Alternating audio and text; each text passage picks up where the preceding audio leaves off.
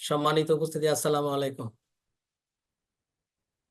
আশা করছি প্রত্যেকেই ভালো আছেন। আপনাদের প্রত্যেককে আজকের এই বিশেষ প্রোগ্রামে অংশগ্রহণ করার জন্য আমাদের প্রাণের প্রতিষ্ঠান, আমাদের কর্মসংস্থানের প্রতিষ্ঠান, আমাদের ভবিষ্যৎ বিনির্মাণের প্রতিষ্ঠান লাইবান প্রোডাক্টস মার্কেটিং লিমিটেডের পক্ষ থেকে শুভেচ্ছা অভিনন্দন জানাচ্ছি। আমি মোহাম্মদ জসিমউদ্দিন লিটন।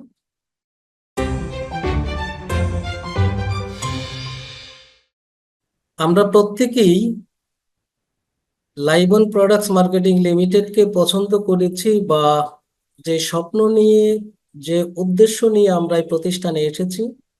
আমাদের এক একজনের এক এক ধরনের লক্ষ্য আছে, বিভিন্ন কারণ আছে। আমার মনে হয় আমরা প্রত্যেকে এসে এখান থেকে অর্থনৈতিক মুক্তি অর্জন করে আমাদের ভবিষ্যৎ ক্যারিয়ারটা বিনির্মাণ করার জন্য। তো আমরা প্রত্যেকে উপার্জনের জন্য আসছি। আমি শুরুতেই বলবো, যারা আমরা আর্নের জন্য লেবান প্রোডাক্টস মার্কেটিং লিমিটেডকে চুজ করেছি, যদি আমরা এখান থেকে সত্যিকার অর্থে আমার ক্যারিয়ার বিনির্মাণ করতে চাই, যদি সত্যিকার অর্থে এখান থেকে অর্থ উপার্জন করতে চাই, তাইলে এই আর্নের আগে আমাদের একটা বড় করে এল লাগিয়ে নিতে হবে। অর্থাৎ আগে আমাদের শিখতে হবে, আমরা যে অস্ত্রটা নিয়ে বিজনেস করব সেই অস্ত্রটা সম্পর্কে জানতে হবে। অর্থাৎ আমরা যে প্রোডাক্ট নিয়ে কাজ করি সেই প্রোডাক্টটা সম্পর্কে জানতে হবে। অ্যান্ড দেন আমরা আমাদের যে অপরচুনিটি প্ল্যান আছে সেই প্ল্যানটা আমার যেমন জানতে হবে, পাশাপাশি আপনি যাদেরকে এই স্বপ্ন দেখিয়ে প্রতিষ্ঠানের সঙ্গে সম্পৃক্ত করবেন তাদেরকেও ভালোভাবে জানতে হবে, অর্থাৎ কিভাবে এখান থেকে ইনকামটা করা যায়। সেজন্য আমি বলবো আমাদের অনেকগুলো কারণ আছে প্রতিষ্ঠানের সঙ্গে সম্পৃক্ত হওয়ার জন্য। যদি আমরা আমাদের সত্যিকার অর্থে কেরিয়ার বিনির্মাণ করতে চাই, তাইলে আগে আমাদের শিখতে হবে। আর আমরা যারা শেখার প্রতি গুরুত্বটা কম দিব, আমরা আমাদের কাঙ্ক্ষিত লক্ষ্যে হয়তো পৌঁছবো, কিন্তু অনেক সময় লাগবে।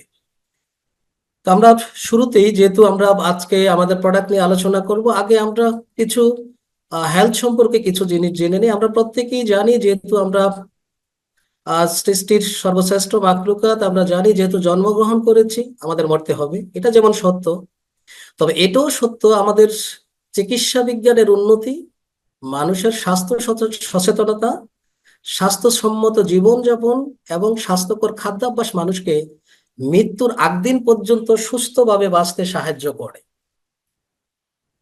তো এটা কিভাবে, এই সাহায্যটা করে আমরা কিভাবে মৃত্যুর আগ দিন পর্যন্ত সুস্থ থাকতে পারি এবং আমাদের কি কি কারণে প্রবলেম হয়, আজকে ওই সমস্যার সমাধানের প্রোডাক্ট গুলো নিয়ে আমরা আলোচনা করব এবং ওই প্রবলেম গুলা সম্পর্কে আমরা যতটুকু সম্ভব একটু জানার চেষ্টা করবো ইনশাআল্লাহ।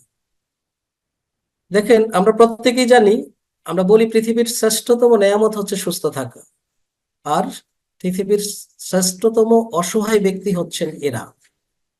অর্থাৎ আমাদের আত্মীয় স্বজনের মধ্যে আজকে, মানে এখন যারা হাসপাতালের বেডে শুয়ে আছে, আমাদের আত্মীয় স্বজনের মধ্যে বাসায় যারা অসুস্থ আছে, খেয়াল করে দেখেন, যদি আপনি নিজে সুস্থ থেকেও থাকেন, আপনার পরিবারের মধ্যে যদি কেউ অসুস্থ থাকে, আমাদের কিন্তু একটা পেরেশানি হয়, আমরা সবসময় টেনশনে থাকি।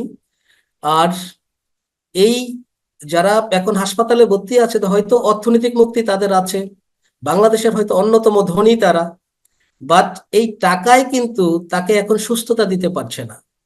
এই জন্য যখন আমরা সামান্যতম রোগে প্রবলেমে পড়ি, আমাদের শরীর খারাপ হয়, তখন আমরা বুঝি আমাদের সুস্থতার মূল্যটা কতটুকু। তাহলে আমরা কিভাবে সুস্থ হই? দেখেন, আমাদের দেশে এক ধরনের লোক আছে যারা এই ধরনের খাবার খেয়ে অসুস্থ হচ্ছে আমরা।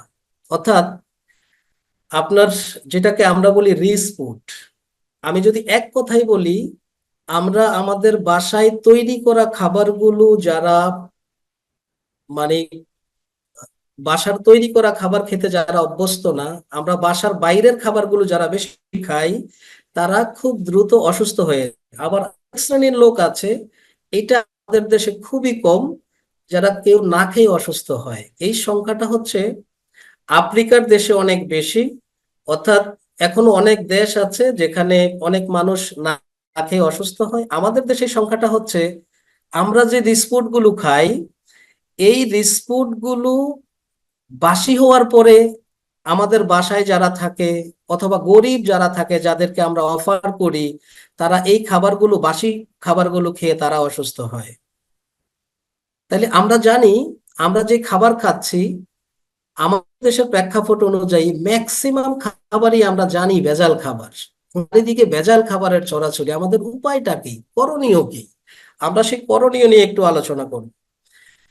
আজ থেকে প্রায় 35 বছর আগে আমাদের স্বাস্থ্যের যে নিয়ন্ত্রক, আমরা যাদেরকে বলি বিশ্ব স্বাস্থ্য সংস্থা WHO, তারা 35 বছর একটা স্লোগান দিয়েছে, যদি তুমি তোমার দাদা দাদি যেরকম পেয়েছে, তোমার দাদা দাদি যেরকম এক বয়স পর্যন্ত সুস্থ ছিল, যদি তুমি ওই রকম লাইফ স্টাইলটা চাও, ওই রকম গড় আয়ু চাও, অথবা ওই রকম সুস্থতা চাও, তাইলে ব্যাক টু নেচার, প্রকৃতির কাছে ফিরে যাও। লাইবন বেসিক্যালি এই প্রাকৃতিক জিনিস নিয়ে, অর্গানিক জিনিস নিয়েই কিন্তু সব ধরনের প্রোডাক্ট উৎপাদন করে থাকে। আমরা প্রথমত লাইবন প্রোডাক্টস মার্কেটিং লিমিটেডের যে লক্ষ্য উদ্দেশ্য, আমরা চাই আমাদের প্রত্যেকটা মানুষের, প্রত্যেকটা ডিস্ট্রিবিউটর যাতে তার পরিবার নিয়ে সুখে থাকে। এখন সুখে থাকার জন্য এই তিনটা জিনিসের প্রয়োজন। 1 নাম্বার, আমাকে সুস্থ থাকতে হবে।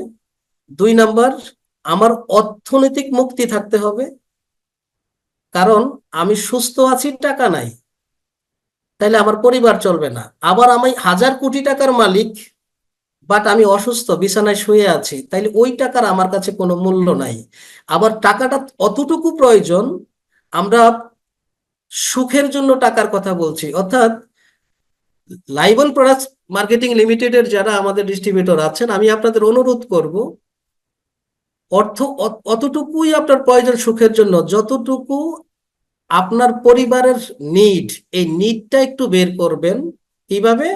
আপনার পরিবারের মাসিক খরচ কত, পাশাপাশি আপনি মাসে কতটুকু সঞ্চয় করতে চান, এই দুইটার যোগফল হচ্ছে আপনার অর্থনৈতিক সুখ। এবং যেহেতু আপনি লাইবন প্রোডাক্টস মার্কেটিং লিমিটেড থেকে অর্থ উপার্জন করবেন, তো এখানে কাজটার মধ্যে আপনার কর্মের স্বাধীনতা আছে। এখানে আপনি পরাধীন না, আপনি স্বাধীন। তাইলে আমি আমার সুখের জন্য প্রথমত আমাকে সুস্থ থাকতে হবে। 2 নাম্বার, আমার অর্থনৈতিক মুক্তি অর্জন করতে হবে। 3 নাম্বার, যেখান থেকে আমি অর্থ উপার্জন করব, আমার সেই কর্মে, আমার কর্মের স্বাধীনতা থাকতে হবে।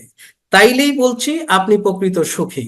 তাইলে আমরা এই তিনটা জিনিস নিয়ে কিন্তু লাইবন প্রোডাক্টস মার্কেটিং লিমিটেড কাজ করে। আমরা একটা একটা করে আলোচনা করব। প্রথমেই আমরা একটা চিত্রের মাধ্যমে একটু দেখার চেষ্টা করব সারা জীবন, অর্থাৎ আমি মৃত্যুর আগ দিন পর্যন্ত সুস্থ, মৃত্যুর আগ দিন পর্যন্ত আমি কিভাবে সুস্থ থাকবো।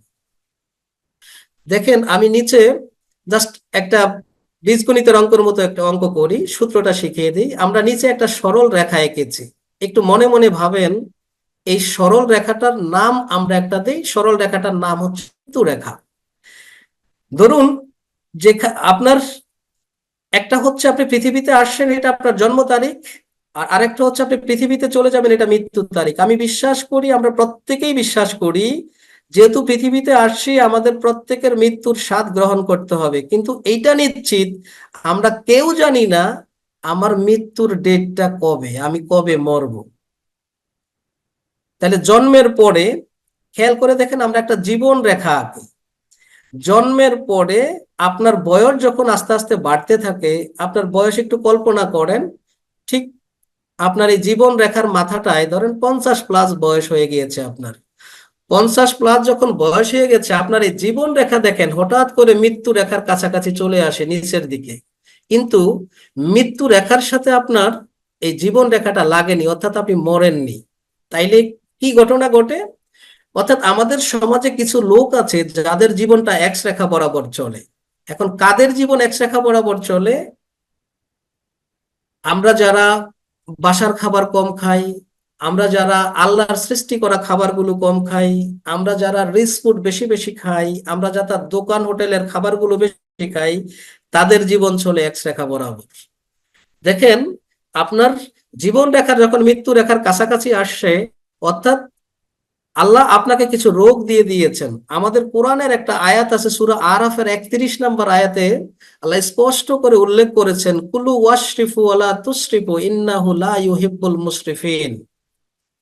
দেখবেন মাঝে মাঝে হুজুররা এটা নিয়ে ওয়াজ করে, ব্যাখ্যা করে এইভাবে, বা তুমি খাও, পান করো, বাট অপচয় করিও না। এটার মূল ব্যাখ্যাটা হচ্ছে, সৃষ্টিকর্তা বলে দিয়েছেন, বান্দা তুমি খাও কিন্তু সীমা লঙ্ঘন করিও না। যদি তুমি সীমা লঙ্ঘন করো, তাইলে পৃথিবীর যত সীমা লঙ্ঘনকারী রোগ আছে প্রত্যেকটা রোগ আমি তোমাকে দিব। কোন সীমা লঙ্ঘনকারী রোগগুলো কি? সীমা লঙ্ঘনকারী রোগগুলো হচ্ছে যেমন ডায়াবেটিস, প্যারালাইসিস। আমরা এক কথাই বলি, যেই রোগগুলা হলে আমাদের হাসপাতালে ভর্তি হইতে হয়, যেই রোগগুলা হইলে আমাদের বসত ভিটা বিক্রি করতে হয় ট্রিটমেন্টের জন্য, এটাকে বলা হয় সীমা লঙ্ঘনকারী রোগ। তাইলে আপনার জীবন রেখা যখন মৃত্যু রেখার কাছাকাছি আসলো, আপনি দেখেন কয়েকদিন পর পরে বিছানায় পড়ে গেলেন, ডাক্তারের কাছে যান, ডাক্তার ওষুধ লিখে আপনার মৃত্যুর একদিন আগেও কিন্তু আপনার যে ডেট ছিল, মৃত্যুর একদিন আগেও আপনি মরতে পারবেন না। কিন্তু হওয়ার কথা ছিল কি, মৃত্যুর আগ দিন পর্যন্ত আপনার সুস্থ থাকার কথা ছিল। শুধুমাত্র আমাদের খাদ্যাভ্যাসের কারণে আমরা মৃত্যুর আগ দিন পর্যন্ত সুস্থ থাকতে পারি নাই। আমরা 50 বছর বয়সে বিভিন্ন ধরনের রোগ শরীরের মধ্যে জন্ম দিয়েছি। এখন প্রতিনিয়ত প্রতি সপ্তাহে আমাদের ডাক্তারের কাছে যেতে হয়। এটা এক শ্রেণীর লোক আমাদের সমাজে আছে, যাদের জীবনটা চলে X রেখা বরাবর। আবার আরেক শ্রেণীর লোক আছে যাদের জীবন চলবে ওয়াই রেখা বরাবর। এরা কারা? এদেরকে, যারা এক্স রেখা বরাবর যাদের জীবন চলে, এরা যদি 50 বছর বয়সে গিয়ে অসুস্থ হয়, এরা গিয়ে 60 বছর 65 বছর বয়সে অসুস্থ হবে। অর্থাৎ এদের চাইতে এদের সুস্থতা সুস্থতা আরো দীর্ঘদিন থাকে। কারণ হচ্ছে, এই ওয়াই রেখা বরাবর জীবন যারা চালায়, এরা খুব একটা শিক্ষিত না। এটা হয়তো আমাদের বাবা মা, যাদেরকে আমরা কৃষক বলি, দিন মজুর বলি। খেয়াল করে দেখেন, আমার এই কৃষক বাবা কিন্তু, দিন মজুররা কিন্তু আমার আপনার মতো পড়াশোনা করেনি। তারা স্কুলে যায় নাই, তারা খাদ্য পুষ্টি নিয়ে পড়াশোনা করে নাই, তারা জানে না কোন বয়সে কোন খাবারটা খেলে তারা সুস্থ থাকবে, তারা জানে না কোন বয়সে কোন খাবারটা তার অ্যাভয়েড করা উচিত। কিন্তু আমার এই দিনমজুর কৃষক শ্রমিক যখন অতিরিক্ত খাবার খায়, সীমা লঙ্ঘন করে, খারাপ খাবারগুলো খায়, এগুলো আবার অতিরিক্ত পরিশ্রম করে শরীর থেকে বের করে দেয়, যেটা আমি আপনি করছি না।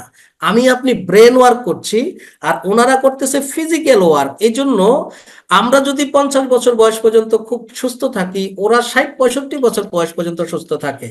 ওরাও আপনার এই খাবারগুলো খাওয়ার কারণে ওরাও অসুস্থ হয়, বাট আমাদের চাইতে বেশি বয়স পর্যন্ত তারা যৌবনটা উপভোগ করতে পারে। আরেক শ্রেণীর লোক আছে দেখেন, যারা একদম বিজ্ঞানসম্মত ভাবে চলে, যারা খাদ্যাভ্যাস 100% চলে, যারা 100% ক্ষারীয় খাবার খায়, যেটাকে আমরা অ্যালকালাইন খাবার বলি, যারা অর্গানিক খাবারগুলো বেশি বেশি খায়, যারা রাতের খাবারটা, একটা বয়স হলেই রাতের খাবারটা কমিয়ে দেয়, একটু পরে আমি সেই আলোচনায় যাব। যারা আহ উঠতি বয়সেই, অর্থাৎ 25-30 বছর বয়সের পর থেকে কিছু নির্ধারিত খাবার আছে যেগুলো ছেড়ে দেয়।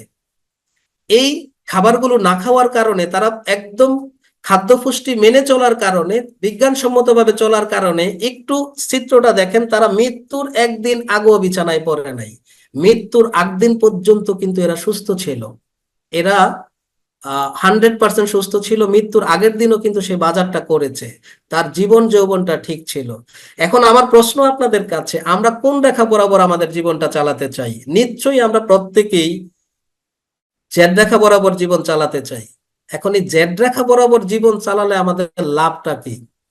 কারণ আমরা এমন একটা জাতি, যদি কোথাও কোনো বেনিফিট না পাই, কোনো লাভ না পাই, আমরা ওই কাজটা কিন্তু করি না। খেয়াল করে দেখেন, কিছুদিন আগে আমাদের দেশে যে একটা বড় আন্দোলন হয়ে গেল, আমরা এই ব্যক্তিরাই কয়েকদিন পরে কি করব? আমাদের দেশে যখন নির্বাচন হবে, যখন চেয়ারম্যান মেম্বার ইলেকশন করবে, যে আমাকে 1000 টাকার একটা নোট দিবে, আমরা কিন্তু স্লোগান ধরবো, অমকের চরিত্রের মতো পবিত্র। কিন্তু একবারও ভাববো না ওই লোকটা আমার আমার এই সমাজের জন্য কতটা কল্যাণকর, আমার এই উপজেলার জন্য কতটা কল্যাণকর, আমার ওয়ার্ডের জন্য কতটা কল্যাণকর। তাইলে আমরা যেহেতু লাভ ছাড়া কোনো কাজ করি না, আবার আমরাই কিন্তু ওই ব্যক্তি, ওই কমিশনার অথবা ওই চেয়ারম্যানের কাছে অথবা ওই মেয়রের কাছে গিয়ে তার বদনাম করি একটা সময়ে, যে নির্বাচনের আগে সে আমার কাছে এত ভালো ভালো কথা বললো, এখন আমাকে দেখলে দরজা খোলে না, আমার সঙ্গে ভালোভাবে কথা বলে না, আমার ফোনটা রিসিভ করে না। বিশ্বাস করেন, সৃষ্টিকর্তা তার কোনো গুণা দিবেন না, সে কোনো গুণা করেনি, বিকজ আপনার ভোট সে টাকা দিয়ে কিনে নিয়েছে। আর যদি আপনি টাকা ছাড়া তাকে ভোট দিতেন, সে আপনাকে সেবা দিতে তখন বাধ্য থাকতো, এবং তার পাপ হইতো যদি আপনাকে সেবা না দিয়ে থাকে। ঠিক তেমনি ভাবে বলছি, আমাদের জীবনটা জেড রেখা বরাবর চালানোর জন্য আমাদের কিছু বেনিফিট আছে। বেনিফিট গুলা কি, আশা করছি এটা জানলে আপনি আপনার জীবনকে জেড রেখা বরাবর চালাবেন। তাহলে জীবনকে জেড রেখা বরাবর চালালে যে লাভটা হচ্ছে, একটু শুনুন।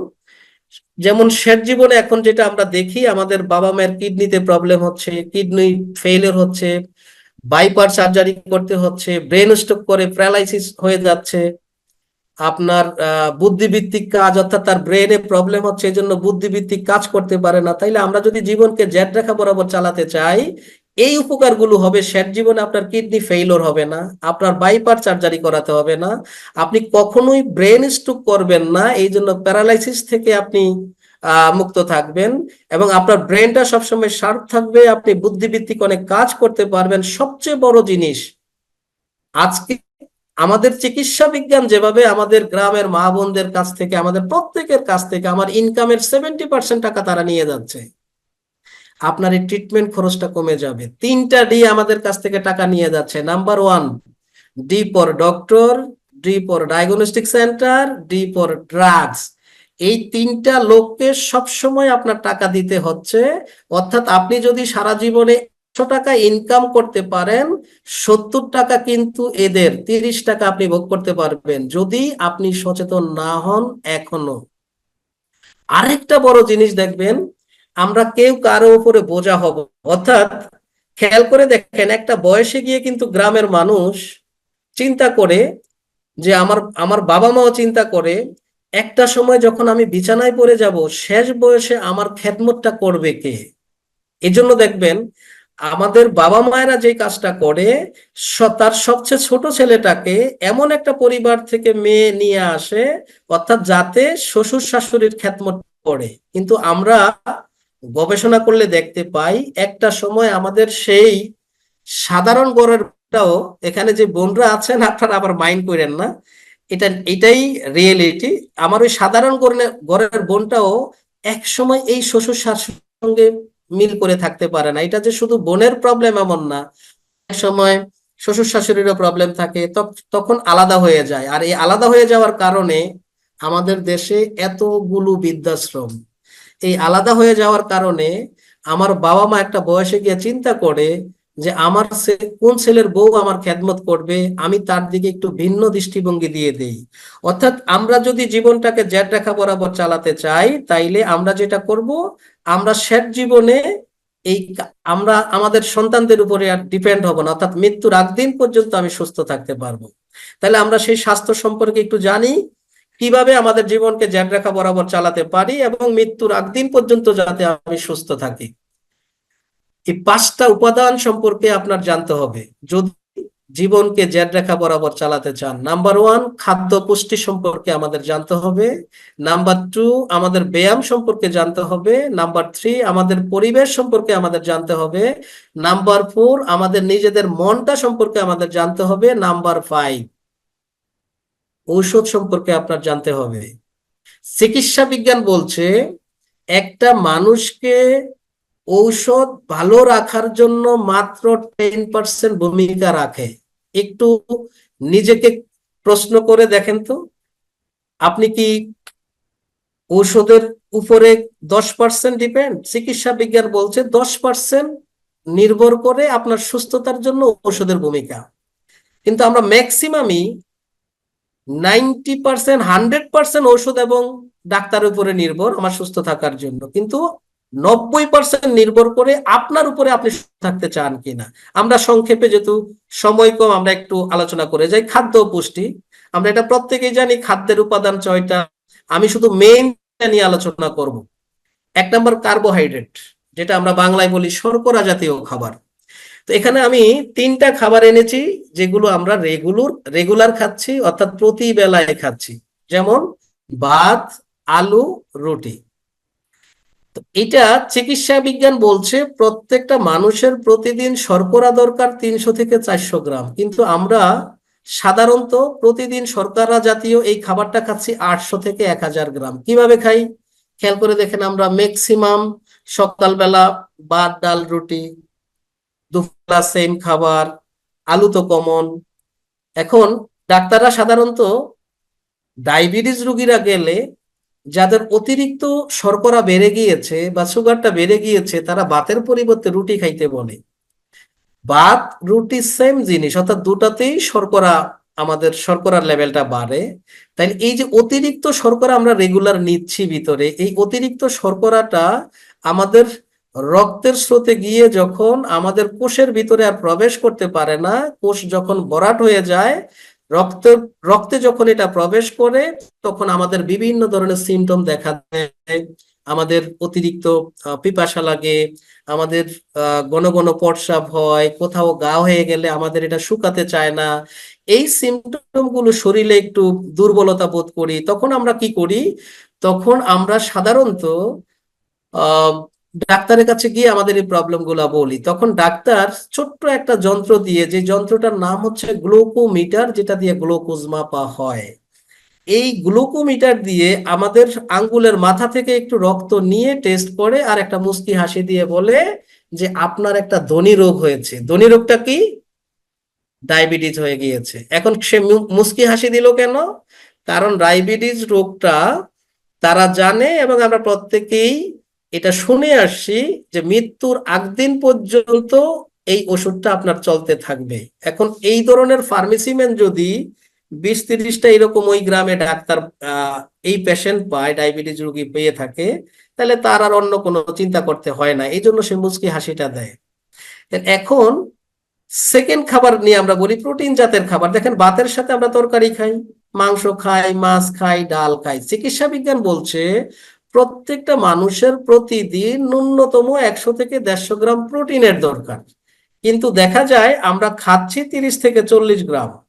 তাইলে আমরা শর্করা 3 গুণ বেশি খেয়েছি যতটুকু দরকার ছিল, আবার প্রোটিন জাতের খাবার যতটুকু দরকার ছিল 3 গুণ কম খেয়েছি। তাইলে কি হবে? এই প্রোটিন জাতের খাবারটা কম খাওয়ার কারণে আমাদের শরীরে যেই হরমোন গুলার সৃষ্টি হয়, শরীরের মানব দেহের অনেকগুলো হরমোন তৈরি করতে একটা উপাদান লাগে, উপাদানটার নাম হচ্ছে অ্যামাইনো অ্যাসিড। এই অ্যামাইনো অ্যাসিডটা পাওয়া যায় সাধারণত প্রোটিন জাতের খাবারের মধ্যে। আমরা কিন্তু প্রত্যেকেই ডাল খাই। খেয়াল করে দেখেন, আপনার ওয়াইফ অথবা আপনার মা ডালটা যখন পাক করে, একটু ডাল নেয়, বাকিটা আপনার ওই এলাকার নদীর পানি। অর্থাৎ আমাদের শরীরে সঠিক প্রোটিন যাচ্ছে না। তো এই প্রোটিন জাতীয় খাবার কম খাওয়ার কারণে যখন অ্যামাইনো অ্যাসিডের ঘাটতি হয়, তখন আমাদের বিটা সেল ইনসুলিন নামক একটা হরমোন নিজে নিজে আর উৎপাদন করে না, যেটা বিটা সেল নিজেই তৈরি করত। তখন ডাক্তার বাবুরা আমাদের বলে শরীরে বাইরে থেকে কৃত্রিম ইনসুলিন আমাদেরকে ঢুকাতে হবে। তখন আমরা সকাল বিকাল 2 বেলায় কৃত্রিম ইনসুলিন নিয়ে থাকি। এখন আমরা যদি একটা কাজ করতে পারতাম, ওই রোগীকে যদি বুঝাতে পারি তুমি শর্করা জাতীয় খাবারটা কমিয়ে দাও, প্রোটিন জাতের খাবারটা বাড়িয়ে দাও, তাইলে তোমার শরীরে এই প্রবলেম গুলো হবে না। আর সাথে আমরা এটা জানি, আমরা একটু ডায়াবেটিস নিয়ে যেহেতু কথা বলেছি, আপনার প্রাথমিক চিকিৎসার জন্য এটা একটু আপনারা মাথায় রাখেন, যাতে আপনারা কারো রিপোর্ট দেখলে বলতে পারেন। এফবিএ সম্পর্কে এখানে সংক্ষেপে এখানে বলছি, এটার অ্যাব্রিভিয়েশনটা হচ্ছে ফাস্টিং ব্লাড সুগার, যেটা খালি পেটে অর্থাৎ খাওয়ার 8 ঘন্টা পূর্বে আপনার মাপা হয়। এটার নর্মাল রেঞ্জটা হচ্ছে 5.06 থেকে 6.1, এটা নর্মাল। 6.1 থেকে 6.9 পর্যন্ত আপনার হয় নাই, অর্থাৎ হওয়ার সম্ভাবনা 100%, সে রেড সিগনালে আছে। যদি এইরকম কাউকে পান, তাকে সাথে সাথে তার খাদ্যাভ্যাস পরিবর্তন করতে বলেন, তার মেডিসিনের কোনো দরকার নাই। 7 থেকে 7.7 এর উপরে হলেই আমরা তখন তাকে বলছি সে ডায়াবেটিস ক্লাবের মেম্বার। আবার আরেকটা হচ্ছে র্যান্ডম ব্লাড সুগার, যেটা সংক্ষেপে টেস্টিং রিপোর্টে থাকে আরবিএস, যেটা খাওয়ার পরে, অর্থাৎ 7.8 এর নিচে নর্মাল, 7.8 থেকে 11.1 পর্যন্ত হয় নাই, অর্থাৎ হওয়ার সম্ভাবনা তার 100%, অর্থাৎ উনিও রেড সিগন্যালের মধ্যে আছে। 11.1 এর উপরে হলেই তার ডায়াবেটিস, অর্থাৎ সেও ডায়াবেটিস ক্লাবের মেম্বার। আরেকটা প্রবলেম আপনি পাবেন, যেটাকে সাধারণত বলা হয় হাইপোগ্লাসিমা। এই জন্য ডায়াবেটিস রোগীদের ট্রিটমেন্টের ক্ষেত্রে, ডায়াবেটিস রোগীকে প্রোডাক্ট দেওয়ার ক্ষেত্রে খুব চিন্তা ভাবনা করে দিতে হবে। আমাদের দেশে অনেক ডাক্তার আছে, কবিরাজ আছে, অনেক আপনার কনসালটেন্ট আছে, যারা, আমরা যেমন অস্থির, তারাও কেমিক্যাল নির্ভর কিছু প্রোডাক্ট দিয়ে খুব দ্রুত ডায়াবেটিস রোগীর সুগারটা কমিয়ে কমিয়ে ফেলতে চায় এবং কমাচ্ছে, অনেকের নিয়ন্ত্রণে এসে যায়। এটা কখনো করা ঠিক না, বিকজ যদি আপনার ওভারডোজ পড়ে, সুগারটা যদি অতিরিক্ত কমে যায়, যেটা যদি আপনার হাইপো হয়ে যায়, যদি ওই পরিবারের কেউ না জানে যে আমার বাবা হঠাৎ করে আপনার সে ঘুরে পড়ে গেছে, তার শরীর ঘামাচ্ছে, এখন তারা কি করবে বুঝতেছে না। তো এখন যদি সে না জানে যে তাকে এখন 1 গ্লাস সুগার চিনি মিশিয়ে 1 গ্লাস পানি খাওয়াতে হবে, তাহলে আধা ঘন্টার মধ্যে সে ঠিক হবে। আর এটা যদি না জানে, তাইলে তার মৃত্যু হতে পারে। এজন্য ডায়াবেটিস রোগীর ক্ষেত্রে ট্রিটমেন্টটা, যে কোনো প্রোডাক্ট, আমাদের এখানে যারা প্রোগ্রামে আছেন, যদি কারো ডায়াবেটিস থেকে থাকে, ডায়াবেটিসের ওষুধ খাওয়ার জন্য আপনি খুবই সাবধানতা অবলম্বন করবেন। এটা আপনার ভালো করে বুঝে খেতে হবে। আমরা একটা এক্সাম্পল দিই, দেখেন, এটা হচ্ছে দিনাজপুরের একজন ভিক্ষুক, এক খালা, অনেক বছর আগে আমার সঙ্গে দেখা হয়েছিল দিনাজপুরের হিলিতে। ওনার জানতো না, ওনার পায়ে গা হয়ে যাওয়ার পরে দেখেন তার গাটা এইরকম গ্যাংগ্রিনের মতো পরে হয়ে গিয়েছে, শুকায়নি, অর্থাৎ অতিরিক্ত তার সুগার ছিল। আমরা কি করেছি, আমি 3 মাসের একটা ট্রিটমেন্ট তাকে দিয়েছি আমার গ্লুকো কন্ট্রোলের মাধ্যমে। এই গ্লুকো কন্ট্রোলটা খাওয়ার পরে, আপনার 3 মাস খাওয়ার পরে তার সুগারটা কন্ট্রোলে এসে গিয়েছে, এবং 6 মাসের মধ্যে দেখেন তার পাটা শুকিয়ে গিয়েছে। এটা আমাদের দিনাজপুরের যদি কেউ থেকে থাকেন, আপনার পাশেরই একজন ভিক্ষুক ছিল অনেক বছর আগে, এখন জীবিত আছে কিনা জানি না, আমার সঙ্গে এখন খুব একটা যোগাযোগ নাই। আমি তাকে ফ্রি করিয়েছিলাম। আমরা 3 নাম্বার খাবারের কথা বলি, তৈল বা চর্বি। দেখেন, চর্বি দরকার দৈনিক আমাদের 10 থেকে 20 গ্রাম, মানে সামান্যতম 3 বেলায়, বাট আমরা খাচ্ছি প্রতিদিন 100 থেকে 150 গ্রাম।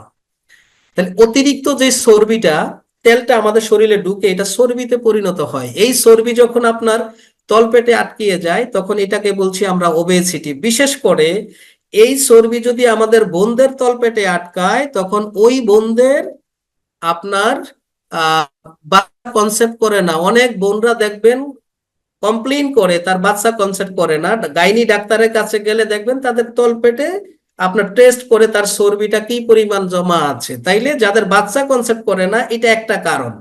আবার এই চর্বি যখন কিডনিতে আটকায়, তখন বলছি আপনার কিডনি ফেইলোর। এই চর্বি যখন আপনার হার্টে আটকায়, তখন বলছি হার্ট অ্যাটাক। এই চর্বি যখন আপনার ব্রেনে আটকায়, তখন বলছি ব্রেন স্ট্রোক।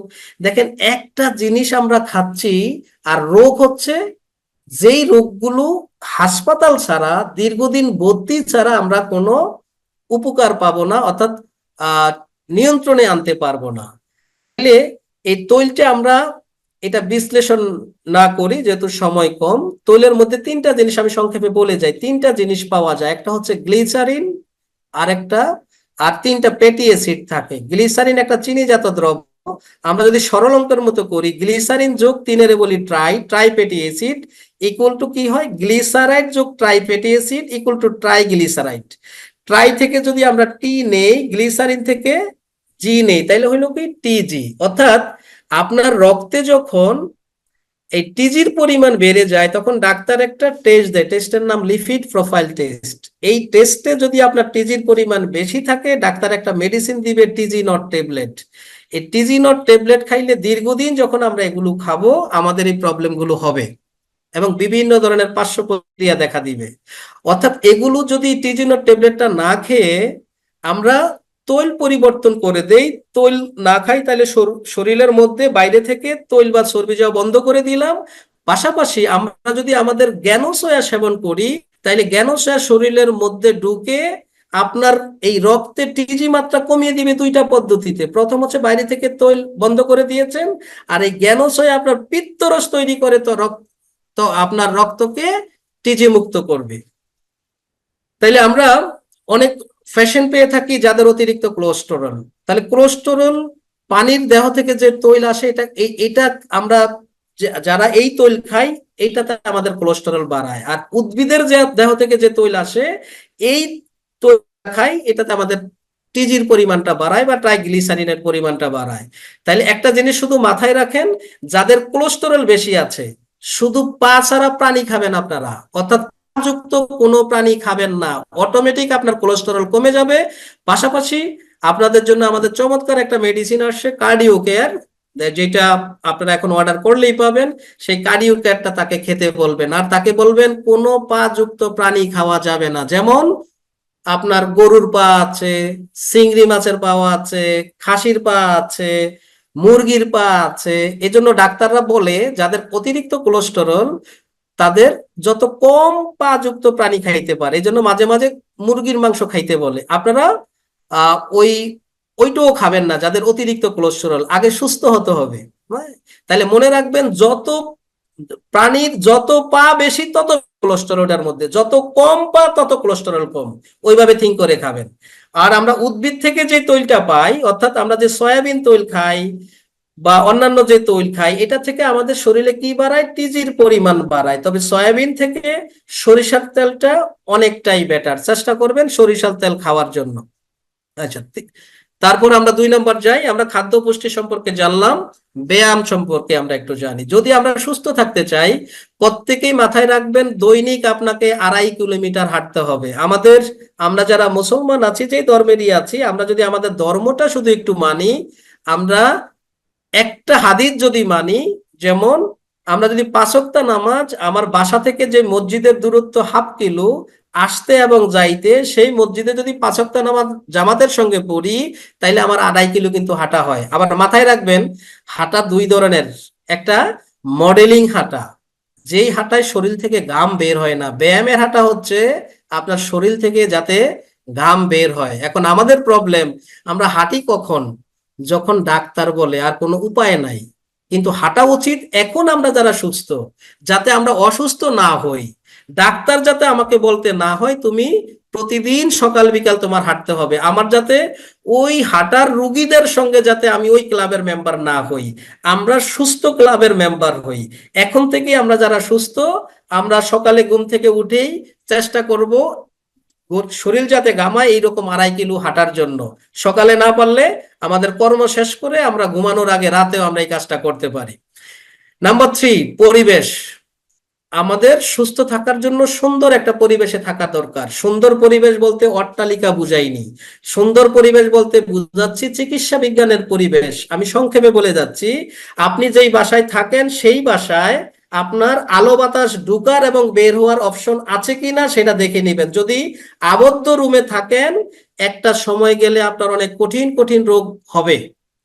এই জন্য সুস্থতার পরিবেশ হচ্ছে আপনি থাকবেন আপনার যেই বাসায় জানালা দরজা আছে, আবদ্ধ কোনো রুমে থাকা যাবে না। নাম্বার 4, মন। অত্যন্ত গুরুত্বপূর্ণ সুস্থ থাকার জন্য মন। আমাদের চিকিৎসা বিজ্ঞান বলছে 90% রোগ হয় না মন ভালো থাকলে। এখন মনটা কেন খারাপ হয়, নিজেকে প্রশ্ন করবেন। আপনার যদি যেই কারণে আপনার মনটা খারাপ হয়, ওইটার সমাধান কি সেই চেষ্টা করবেন। যদি টেনশন করেন, আপনার মন ভালো হবে না। আপনার টাকা নাই, এটা যদি আপনি ঘরে শুয়ে শুয়ে আপনি থিঙ্ক করেন, তাইলে আকাশ থেকে কিন্তু টাকা পড়বে না। টাকার জন্য আপনাকে একটা কাজ করতে হবে। যে কোনো কাজ করেন, আপনার কাজ করলে, পরিশ্রম করলে অবশ্যই আপনার কাছে টাকা আসবে। তাইলে মন খারাপ করা যাবে না। এখানে যারা ইয়াং আছেন, আপনাদের জন্য বলি, বিশেষ করে ইয়াং ছেলে মেয়ে আছেন যারা আপনার যেটাকে কি বলে, স্টুডেন্ট লাইফে শুনতাম সেকা খাওয়া, বিশেষ করে ইয়াং ছেলেরা যারা আছো তোমাদের জন্য বলছি, একটা কাউকে তোমার পছন্দ হইতে পারে, এটা দোষের না, কিন্তু তার পিছনে 24 ঘন্টা সময় ব্যয় করা, তোমার কেরিয়ারের চিন্তা না করে, এইটা দোষের। কারণ একটা জিনিস মাথায় রাখতে হবে, পৃথিবীতে এমন কোনো মা বাবা নাই যে মা বাবা কোনো বেকার সন্তানের হাতে তার মেয়েকে তুলে দিবে। পৃথিবীতে এমন কোনো ভাই নাই যে ভাই তোমার হাতে, একটা বেকারের হাতে তার বোনকে তুলে দিবে। তাইলে কি করতে হবে? কাউকে যদি পছন্দ হয় তাকে বলবা তোমাকে আমার পছন্দ হয়েছে, আল্লাহর ওয়াস্তে 3টা বছর অপেক্ষা করো, কোনো ধরনের প্রজেক্টে হাত দিও না, আমি 3 বছর পরে তোমার সঙ্গে সাক্ষাৎ করব। বিশ্বাস করো, এই 3 বছরের মধ্যে যখন তোমার কেরিয়ার হয়ে যাবে, যে কোনো একটা কর্ম করো, তাইলে ওই পরিবারে তুমি প্রস্তাব পাঠাও, তোমার কাঙ্ক্ষিত লোকটাকে তুমি পেয়ে যাবা। আর যদি তাদের পিছনে ঘুইরা সময় নষ্ট করো, কেরিয়ার করতে না পারো, তাহলে তোমার এই ঘটনাটা ঘটবে। ওই মেয়ে নিশ্চয়ই, তার যখন বয়সটা হবে, তার বাবা তাকে ঘরে বসিয়ে রাখবে না, তাকে বিয়ে দিয়ে দিবে। আর তুমি তখন কি করবা? সিনেমা দেখা যেটা শিখছো, লাল পানি খাইতে হবে কষ্ট ভুলার জন্য। ওই লাল পানি খাইছো, মন চাইছে, লাল পানি বলতে মদ খাইছো বা নেশা জাতীয় কিছু খাইছো, মন বলছে নেশা করতে হবে, কারণ ওই কষ্টটা বলতে পারছো না। ব্রেন তোমাকে মেসেজ দিবে কার কাছে নেশা পাওয়া যায়। তোমার মতো একটা কি বলে ভালো ছেলে কোথায় নেশা বিক্রি করে এটা জানতা না, কিন্তু তোমার ব্রেনের এত ক্ষমতা, সে তোমাকে বলে দিবে এটা কোথায় পাওয়া যায়। তাইলে ওই জায়গায় যাইবা, ওইটা খাইবা, তোমার লিভার সিরোসিস হবে। অর্থাৎ এই মনের ট্রিটমেন্ট দেয় ধর্ম। সকালে ঘুম থেকে উঠে যদি ধর্ম চর্চা করো, মন ভালো থাকে। এই জন্য চিকিৎসা বিজ্ঞান বলে 90% রোগ হয় না মন ভালো থাকলে। লাস্ট, ঔষধ। তাহলে ঔষধের ভূমিকা হচ্ছে মাত্র 10%। তাহলে আমরা এখন থেকে 90% চেষ্টা করব আমাদের উপরে নির্ভর হইতে, কিভাবে আমরা সুস্থ থাকতে চাই, ঔষধের উপরে আমরা নির্ভর থাকবো মাত্র 10%। আচ্ছা, তাইলে আমরা এখন সরাসরি আমাদের কিছু প্রোডাক্টে চলে যাই। তাহলে এই যে একটা চিত্র আপনারা দেখতে পাচ্ছেন, এটা হচ্ছে আমাদের ভিতরের, অর্থাৎ খাদ্যনালীর পরে আমাদের ডাইজেস্টিভ সিস্টেমের ভিতর, আমাদের পেটের মধ্যে যেই জিনিসগুলো আছে, আমাদের নাড়ি বুড়ি আছে, যে জিনিসগুলো আছে, এগুলো দেখেন জন্মের পর থেকে একটা নির্ধারিত বয়স পর্যন্ত আপনার এগুলো খুব পরিষ্কার থাকে। কিন্তু এই যে বড় লোকরা যারা যেটা বানায়, এই যে রিচ ফুড গুলো আমরা খেয়ে, কৃষকের যেগুলো উৎপাদন করে, কৃষকের এই উৎপাদিত কৃষি ফল, গাজর, ভুট্টা বা শাকসবজি, এগুলো কম খাওয়ার কারণে কৃষক আমাদের কাছ থেকে ন্যায্য দামটা পায় না। কৃষক আজকে শাকসবজি উৎপাদনে নিরুৎসাহিত হয়েছে, আর আমরা খাই। একজন বিখ্যাত চিকিৎসক বলেছেন, একটু পরে যেটা আমি ব্যাখ্যামূলক আপনাদের দেখাবো, 1 গ্লাস বিশুদ্ধ পানি 1 গ্লাস কোক পান্টার চাইতে, অর্থাৎ এই ধরনের কোমল পানীয়র চাইতে 10 লক্ষ গুণ উত্তম খাবার। এখন আমরা আমাদের বাড়িতে কোনো একটা দাওয়াত দিল, মানুষকে ডাইকাই না বিষ খাওয়াচ্ছি, এগুলা থেকে আমাদের দূরে থাকতে হবে। বিষগুলা খাওয়ানোর কারণে যখন আপনার একটা বয়স হয়, দেখেন 25-30 প্লাসে যায়, আমাদের ভিতরের এই নাড়িভুড়িগুলো কি পরিমাণ ময়লা হয়ে গিয়েছে। এখন আমরা সবাই আমাদের উপরের ময়লাটা পরিষ্কার করার জন্য আমাদের মতো করে ভ্যারাইটিস ধরনের ক্রিম, লোশন, বিভিন্ন ধরনের পাউডার, সব কিছু উপরের ত্বকটাকে পরিষ্কার করার জন্য ব্যবহার করছি, কিন্তু যেটার কারণে আমাদের রোগ হয়, ভিতরের ইঞ্জিন গুলা কিন্তু কেউ পরিষ্কার করার জন্য, এখন পর্যন্ত আমাদের যত বয়স হয়েছে, কোনো ইঞ্জিনিয়ারের কাছে কিন্তু আপনারা যান নাই যে আমার ভিতরের ইঞ্জিন গুলা ময়লা হয়েছে, এটা একটু পরিষ্কার করে দেন। আর এই ভিতরের ইঞ্জিন পরিষ্কার করার জন্য আমাদের চমৎকার প্রোডাক্ট হচ্ছে টক্সিন ক্লিনজার। এই টক্সিন ক্লিনজার আমি একত্রে বলি 5টা কাজ করবে। নাম্বার 1, আপনার গ্যাস্ট্রিক দূর করবে, কোষ্ঠকাঠিন্য দূর করবে, আপনার চর্বি কাটাবে, আপনার ফাইলস এর প্রবলেম যাদের আছে পাইলস দূর করবে, এবং প্রেসারকে কন্ট্রোল করবে।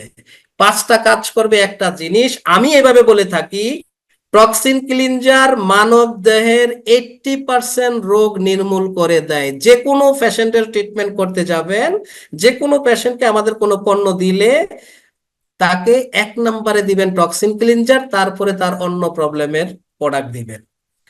আচ্ছা, কোষ্ঠকাঠিন্য আমরা বললাম, এটা নিয়ে কথা বলছি না। এটা কারণ অনেকে ফ্যামিলি নিয়ে বসেন, হয়তো এটা পার্সোনালি আমাকে মেসেজ করে জেনে নিবেন। এটার জন্য, এটার যে রোগগুলা হয়, এটার জন্য আমাদের যে লিবন হালুয়া, এটা আপনারা অনেকেই জানেন, যারা নতুন এটা পার্সোনালি আমার থেকে জেনে নিবেন এটার কি কি উপকারিতা। আমাদের জ্ঞানোচয়া সম্পর্কে অনেকেই জানেন, এটা একত্রে আমরা বলি প্রোটিন প্লাস। সঙ্গে যোগ হয়েছে জ্ঞানোডার্মা এক্সট্রাক্ট, যেটা মানে মাল্টিপুল অ্যাকশন করে শরীরের ভ্যারাইটিস। মেইন কাজগুলো এই সয়ার মধ্যে কি আছে দেখেন, অ্যালার্জিনাইন আছে, নাইট্রিক অক্সাইড। এই দুইটা উপাদান কি কি উপকার করে? মেইন উপকার করবে টিউমারকে ধ্বংস করবে এবং প্যারালাইজ যেখানে আপনার অবশ হওয়ার সম্ভাবনা আছে সে অবশ হওয়া থেকে দূর করবে, আর অন্যান্য অনেকগুলো প্রবলেম সলভ করবে। যেহেতু অনেকগুলো প্রোডাক্ট, আমি একটু টেনে যাচ্ছি। অনেক সময় দেখবেন আহ 3 আগে যে মেয়েকে আপনি 3 মাস পরে হঠাৎ তার মধ্যে একটা পরিবর্তন, আপনাকে দেখে লজ্জা পাবে। অর্থাৎ এই সয়ার মধ্যে একটা ইসোপ্লাবন আছে যেটাতে ইস্ট্রোজেন হরমোন তৈরি করে, যেটার কারণে এই ইসোপ্লাবনের কাজটা হচ্ছে শরীরে ঢুকলে ইস্ট্রোজেন হরমোনটা বেড়ে যায়। এতে করে মেয়েদের পিছনের সাইড এবং বুক প্রসারিত হয়, লাবণ্যতা আসে। ইস্ট্রোজেন হরমোন বেড়ে যাওয়ার কারণে একদম সমস্ত জায়গায় চিপায় চাপায় ব্লাড ব্লাড সার্কুলেশনটা খুব বেশি হয়। আমাদের নতুন প্রোডাক্ট, যারা জয়েন্ট পেইন নিয়ে ভুগছেন, যাদের বাত ব্যথা অথবা যে কোনো ব্যথা আপনার আছে, এই অল কাইন্ডস অফ পেইন, সব পেইনের জন্য আপনার আর্থোকিউর। আর্থোকিউরের ডোজটা হবে কি, খাওয়ার পরে সকালে একটা রাতে একটা। মাথায় রাখবেন, একটা ফাইল খাওয়ার পরে এটা 2-3 দিনের মধ্যে আপনার ব্যথা রিমুভ করে দিবে। কিন্তু এই আর্থ্রাইটিস প্রবলেম আপনার কি কারণে হচ্ছে?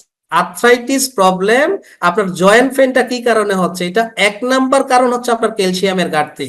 তাইলে এই আর্থোকিউর কোনো পেইন, নট অনলি আর্থোকিউর, কোনো পেইন কিলার দীর্ঘদিন কোনো রোগীর সেবন করা উচিত না।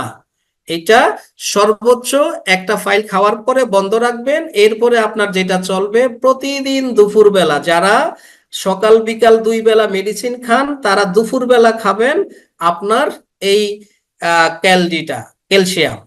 অর্থাৎ যারা সকাল বিকাল ওষুধ না খান তারা যে কোনো একবেলা খেলেই হবে। আর যারা সকাল বিকাল ওষুধ খান তারা শুধু দুপুরে খাবেন একবেলা ক্যালসিয়াম। এইটা চলতে থাকবে। তাইলে আপনার এই আর্থ্রাইটিস প্রবলেমের জন্য আর্থোকিউর 1 ফাইলের বেশি আর খেতে হবে না। এরপর আমরা স্পিরুলিনা, আমাদের এটাও নতুন প্রোডাক্ট, এটা নিয়ে একটু কথা বলি। স্পিরুলিনা সম্পর্কে আমরা প্রত্যেকেই জানি, আমি সংক্ষেপে শুধু সারমর্মগুলো বলি। বেসিক্যালি এটা হচ্ছে আমাদের দেশের সায়েন্স ল্যাবের বিজ্ঞানী এবং ফ্রান্সের বিজ্ঞানীদের একটা আবিষ্কার, বিস্ময়কর একটা আবিষ্কার। এটাকে আমরা বলে থাকি ন্যাচারাল অ্যান্টিবায়োটিক। এটা মাল্টিপুল কাজ করে, বিশেষ করে এইটার অতিরিক্ত ঔষধি গুণের কারণে। খেয়াল করে দেখেন, জাতিসংঘের বিশ্ব খাদ্য জনসংখ্যা সম্মেলনে বেস্ট ফুড ফর টুমোরো হিসাবে এটাতে আখ্যায়িত করেছেন। জাপানের বিজ্ঞানীরা বলেছেন এটা একটা ওয়ান্ডার ফুড। ভারতের বিজ্ঞানীরা বলেছেন দি ওয়ান্ডারফুল গিফট অফ নেচার। এবং পাশ্চাত্যের বিজ্ঞানীরা বলেছেন এটা একটা নোবেল ফুড। কেন বলেছেন? খেয়াল করে দেখেন এটার মধ্যে কি আছে। এটার মধ্যে দুধের চেয়ে 20 গুণ বেশি, ডিমের চেয়ে 6 গুণ বেশি, মাছ ও মাংসের চেয়ে অন্তত 3 গুণ বেশি প্রোটিন আছে, যা সম্পূর্ণরূপে ক্ষতিকর কোলেস্টেরল মুক্ত। গরুর কলিজার আমরা যেই কারণে খাই 2 থেকে 4 গুণ বেশি ভিটামিন বি, শাকসবজির চেয়ে 58 গুণ বেশি আয়রন, গাজরের চেয়ে 25 গুণ বেশি বিটা ক্যারোটিন, যেটার কারণে আমাদের টিউমার ক্যান্সার হয়, গমের চেয়ে 3 গুণ বেশি ভিটামিন ই। অর্থাৎ এগুলো আছে কত। আমাদের যে বোনদের আয়রনের ঘাটতি আছে, এটা তাদের জন্য কত উপকারী একটা জিনিস। আর্সেনিকের প্রবলেম যাদের আছে, ডেঙ্গুর প্রবলেম যাদের আছে, এটা একত্রে আপনি ন্যাচারাল অ্যান্টিবায়োটিক হিসাবে খাবেন। এটা আল্লাহর সৃষ্টি করা, মানে অসম্ভব ভালো একটা জিনিস। এটা অনেকগুলো রোগের কাজ করে। কি কি রোগের কাজ করে? ডায়াবেটিসের কাজ করে, আমি শুধু একটু বলে যাই। তারপরে আপনার এটা কোলেস্টেরলের জন্য কাজ করে, দুর্বলতার জন্য কাজ করে, তার আপনার বার্ধক্য রোধে কাজ করে, যাদের ত্বকে ভাঁজ পড়ে যায় সেটার জন্য কাজ করে। এবার আমরা গুরুত্বপূর্ণ একটা জিনিসে আলোচনায় আসি, হার্ট ডিজিজের। খেয়াল করে দেখেন, আমাদের দেশে এখন যেই পরিমাণ মৃত্যুর সংখ্যা, প্রতি 2 জনে 1জন, আপনি যদি একটু খোঁজ নেন, জিজ্ঞেস করেন, গতকালও তার সঙ্গে আপনি কথা বলেছেন, আজকে সে তার খবর, আপনি মাইকিং শুনেছেন, সে মারা গিয়েছে। মারা গেল শুনবেন স্ট্রোক করে মারা গিয়েছে। আজকে হার্ট ডিজিজটা একটু আপনাদের যাদের কাছে কাগজ কলম আছে নোট করতে পারেন, একটু সুন্দর করে বুঝিয়ে দেই। অর্থাৎ আপনার পরিবারের লোকজনের সেফটা হবে আজকে এই জিনিসটা আপনার জানার কারণে। পৃথিবীতে যত ধরনের হার্ট ডিজিজ আছে, মনে রাখবেন 98% হচ্ছে হার্ট ব্লকেজ। আর বাকি যে 2%, 0.5% কারো হার্ট ফুটা থাকে, 0.5% কারো হার্টের বাল্বে সমস্যা থাকে, 0.5% কারো হার্টের কন্ডাক্টিভ সিস্টেম খারাপ থাকে, এবং 0.5% অন্যান্য প্রবলেম থাকে। আপনাদের ইকো ইসিজি করাতে হবে না, আজকে আমি বলে দিচ্ছি, আপনি এখন বের করতে পারবেন আপনার হার্টে কত পার্সেন্ট ব্লক আছে। মনে রাখবেন, যদি দেখেন নাম্বার ওয়ান, আপনি সামান্য দৌড়ালে অথবা সিঁড়ি বেয়ে উপরে উঠলে, 4-5 তলা সিঁড়ি বেয়ে উপরে উঠলে আপনার বুক প্রচন্ড ধড়ফড় করে অথবা বুকে ব্যথা হয়। এখন বুকে ব্যথা হবে কোথায়? হার্ট আমাদের কোন দিকে? হার্ট সাধারণত আমাদের এই বুকের, মনে রাখবেন, বাম বুকের এই যে ঠিক এই জায়গাটায় হার্ট, এখানে হাত দিয়ে দেখেন আপনার একটা শব্দ পাবেন। তাইলে এই বাম বুকের ঠিক 2 আঙ্গুল নিচ থেকে, বাম বুকের ঠিক 2 আঙ্গুল নিচ থেকে যদি দেখেন এখান থেকে আপনার ফেনটা শুরু হয়ে বিভিন্ন জায়গায় যায়, তাইলে আপনার বুঝবেন, অর্থাৎ এই 4-5 তলা বেয়ে উঠলেই যদি আপনার এমন হয়, অলরেডি আপনার করোনারি আর্টারিতে, এটা অনেকে হয়তো বুঝবেন না, আমি ডাক্তারি ভাষা বললাম না, আপনাদের মতো ভাষা বলি, হার্টের যে রগ, এই রগের মধ্যে 40 থেকে 50% আপনার ব্লক অলরেডি হয়ে গিয়েছে। এখন আপনি সুস্থ কেন আছেন? মাথায় রাখবেন, 70% প্লাস ব্লক না হওয়া পর্যন্ত কিন্তু আপনি অসুস্থ হচ্ছেন না। আপনার হার্টের যে বিরাট প্রবলেম হইতেছে এটা আপনি বুঝবেন না। আবার 2 নাম্বার, দ্রুত হাঁটলে যদি দেখেন আপনি দ্রুত হাঁটতেছেন আপনার বুক ব্যথা হয়, তাইলে বুঝতে হবে 50 থেকে 60% ব্লক হয়ে গিয়েছে। আপনি সামান্য হাঁটাচলা করতেছেন বাসার মধ্যে, তাইলে আপনার বুক ব্যথা হচ্ছে, তাইলে বুঝবেন 60-70% ব্লক হয়ে গেছে। আবার বুক ব্যথা, সকল বুক ব্যথা কিন্তু হার্টের প্রবলেম না। আমরা একটা প্রবাদ বলি না, এই little learning is a dangerous thing, একটু জেনে নিবেন কোন জায়গা থেকে ফেন শুরু হলে এটা আমরা হার্টের ফেন বলবো। আচ্ছা, ঘরের মধ্যে যদি সামান্য নড়াচড়া করলেই আপনার ব্যথা হয়, তাইলে বুঝতে হবে আপনার 80% ব্লক হয়ে গেছে, অর্থাৎ আপনি স্ট্রোক করতে পারেন। আর এই ধরনের রুগীদের স্ট্রোক করার পরে, ওরা স্ট্রোক করবে বাধ্যতামূলক 100%, আর স্ট্রোক করার পরে হাসপাতালে নেওয়ার আগেই 70% রুগী মারা যায়। 30% যারা বেঁচে থাকে, আল্লাহ সীমাহীন কষ্ট তাদেরকে দিয়ে দেয়, অর্থাৎ তাদের যে কোনো একটা সাইট অপস হয়ে যায়। তাইলে এই হার্টের একটা, আমি, এই হচ্ছে আমাদের হার্ট। এটা আপনি আপনার মায়ের পেটে যখন ছিলেন তখন থেকে এইটার এই আর এইভাবে তার কম্পন শুরু হয়েছে। আপনার যখন, আমাদের বোনদের আহ পেটে যখন বাচ্চা থাকে, ডাক্তাররা কিন্তু এই হার্টবিট দেখে বলে দেয় যে আপনার বাচ্চা সুস্থ আছে কিনা। এই হার্টের ভিতরে যেগুলো লাফাচ্ছে আপনি দেখছেন, এগুলাই ডাক্তারি ভাষায় বলে করোনারি আর্টারি, আমরা আমাদের ভাষায় বুঝি, আমরা বলছি আমাদের হার্টের রগ। হার্ট প্রতি মিনিটে, মাথায় রাখবেন, 72 বার বিট করে 5 লিটার রক্তকে 1 মিনিটের ভিতর সমস্ত শরীরে পৌঁছে দেয়। আবার 1 মিনিটের ভিতর শিরার ভিতর দিয়ে ফিরে আসে। বিজ্ঞান বলছে এই যে যে জায়গাটুকু, এই জায়গাটুকু যদি মাপা হয় তাহলে এটুকু হবে 1.5 লক্ষ কিলোমিটার রাস্তা। আর আমরা কি করছি? স্ট্রোক করার পরে একটা রিং পরাচ্ছি, একটা রিং পরিয়ে 1.5 লক্ষ কিলোমিটার রাস্তা ঠিক করতে চাচ্ছি। এটা প্রপার ট্রিটমেন্ট না। তাইলে এই রিংটা কি, এটা একটু আপনাদের বলি। দেখেন এখানে 2টা রগ, একটু খেয়াল করে দেখেন, একটার মধ্যে কোনো চর্বি নাই, আরেকটার মধ্যে চর্বি আছে। এখন এই চর্বিটা কিন্তু আপনার একদিনে জমা হয় নাই। মনে রাখবেন, প্রত্যেকটা মানুষেরই তৈলার চর্বির দরকার আছে, কিন্তু এটা কোন বয়স পর্যন্ত? 22 বছর, অর্থাৎ যেটাকে আমরা বলি বাড়ন্ত অবস্থা পর্যন্ত। 22 বা 25 বছর পরে কোন লোকের আর তৈলার চর্বির খুব একটা প্রয়োজন নাই, ওই যে নির্ধারিত যেটুকু বলছি অতটুকু ছাড়া। যখন আমরা অতিরিক্ত তৈলার চর্বি খাচ্ছি, হোটেলের খাবার খাচ্ছি, তৈলাক্ত খাবার খাচ্ছি, এবং বাসায় ওয়াইফকে বলে দিচ্ছি যত তৈল তত মজা, অর্থাৎ যত তৈল দিবে তরকারিতে তত মজা পাবে।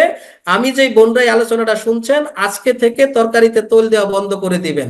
আর যেই বোনরা তার স্বামীকে পছন্দ করেন না, সে যেই পরিমাণ তৈল দেন এখন বর্তমানে আরো একটু বাড়িয়ে দিবেন।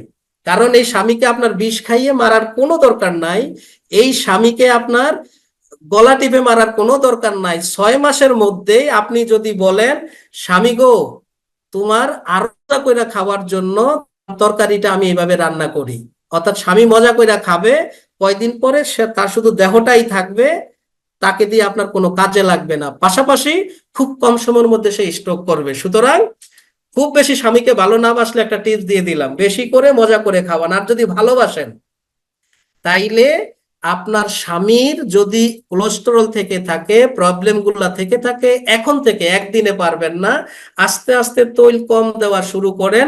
আশা করছি সামনে আপনাদেরকে তৈল ছাড়া রান্না করাও শিখাবো ট্রেনিং এর মধ্যে, এবং আমরা রান্না করে খাবো। তাহলে এই চর্বিটা যখন আপনার এখানে জমা পড়ে, দেখেন আমাদের যে রক্তকণিকা চলাচল করে, রক্তগুলো চলাচল করে প্রায়, যারা ঝর্ণার স্পিড দেখেছেন, যারা স্পিড বোর্ডের স্পিড দেখেছেন, এর চাইতে বেশি গতিতে চলাচল করে। যখন আপনার এই করোনারি আর্টারি দিয়ে রক্ত চলাচল করতে চায়, এই চর্বিতে গিয়ে বাধা পায়। এই বাধাগ্রস্ত হওয়ার পরে তখনই আপনার চিনচিন ব্যথা হয়, আর তখনই আপনি বুক এইভাবে ধরে বসে পড়েন। তখন যে কাজটা, তখন আমরা কি করি, আমরা কেউ বাইপার সার্জারি করি। এখন এই বাইপার সার্জারিটা কি? বাইপার সার্জারি কিন্তু আপনার, যেটাতে আমাদের 5 থেকে 7 লক্ষ টাকা লাগে, আপনার এই চর্বি দূর করবে না। মাথায় রাখবেন, আমাদের সৃষ্টি করার পরেই সৃষ্টিকর্তা বুঝেছে আমরা যে তার বান্দা, আমরা সীমা লঙ্ঘন করব। এই জন্য আমরা যে সীমা লঙ্ঘন করব, সে জানে। গাড়ির একটা এক্সপায়ার চাকার মতো আমাদের শরীরে একটা এক্সপায়ার রক দিয়ে দিচ্ছে আল্লাহ, যে সে জানে আমি আপনি সীমা লঙ্ঘন করব একটা সময় গিয়া, কারণ মৃত্যুর ডেট ছাড়া তো সে আমাদেরকে পৃথিবীতে থেকে নিবে না, সেজন্য বাঁচিয়ে রাখতে হবে। তো ওই এক্সট্রা একটা চাকা বা রগ আমাদের শরীরে দিয়ে থাকে, এটা ম্যাক্সিমাম পায়ের মধ্যে থাকে। যখন আপনাকে বাইপাস সার্জারিতে শোয়ানো হয়, ওই রগটা ওখান থেকে নিয়ে যেই জায়গার রগটা আপনার ভালো থাকে এটার সঙ্গে এটার একটা সংযোগ দিয়ে দেয়, আমরা যেটাকে বাইপাস রোড বলি। এতদিন রক্ত চলতো সোজা, এখন রক্তটা একটু ঘুরে যায়, সময় লাগে, কিন্তু এটা স্থায়ী সমাধান না। 1 বছর পরে আপনার ওই মা ওই বাবা আবার বলে, বাবারে আমার আবার ব্যথা। কারণ আমরা যেহেতু ইমোশনাল বাবা মায়ের প্রতি, আমরা বাসায় আনার পরে কি করি, বাবা যেহেতু বাইপাস করেছে অনেক রক্ত গিয়েছে, মা বাইপাস করেছে অনেক রক্ত গিয়েছে, কি করতে হবে? তাইলে এখন বাবা মাকে একটু ভালো মন্দ খাওয়াইতে হবে। কবুতরের বাচ্চা খাওয়াই, ওই যে তেল টেল ভালো করে দিয়ে খাওয়াই। আগে তো এখানে কোনো জয়েন্ট ছিল না, এখন তো জয়েন্ট। তাহলে আগের চর্বিটা জমতো স্লো, এখন দ্রুত চর্বিটা জমে। এখন 1 বছর পরে যখন আবার বলে ব্যথা, আবার ডাক্তারের কাছে যাই, ডাক্তার বলে আপনাদের আরেকটা ব্লক হয়েছে, সেকেন্ড অপারেশন। এটার জন্য ভালো হয় সিঙ্গাপুরে একটু যান, টাকা মোটামুটি 27 লাখ টাকার মতো লাগবে। তো এটা থেকে যদি মুক্ত থাকতে চান, এটার অনেক বড় বিষয় আছে, শুধু হার্ট নিয়ে একদিন আলাপ করব। তাইলে আপনাদের বিশেষ করে ফ্যামিলির যদি কেউ এই প্রবলেমে পড়ে, এটা একটু মাথায় রাখেন। স্ট্রোক আপনি চিনবেন কিভাবে? 3টা জিনিস মনে রাখবেন, এসটি এবং আর। S for smile.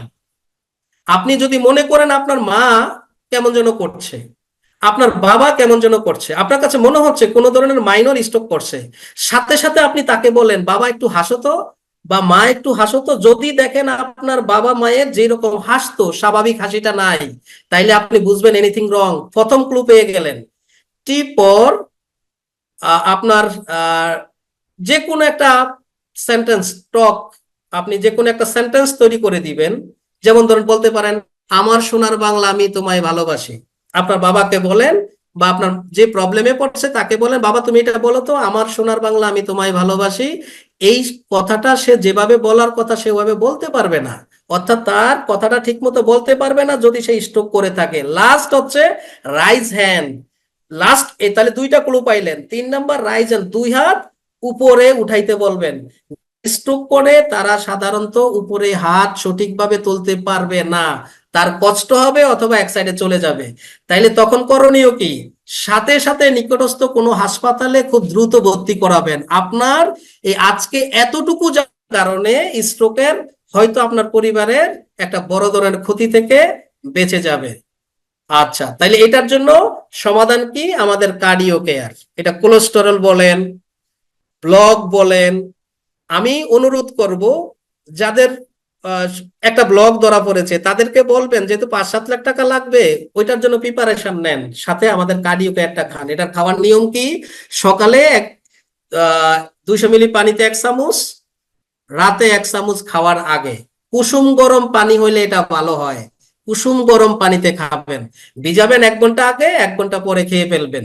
তাকে 3 মাস পর তাকে তার ব্লকটা চেক করতে বলেন।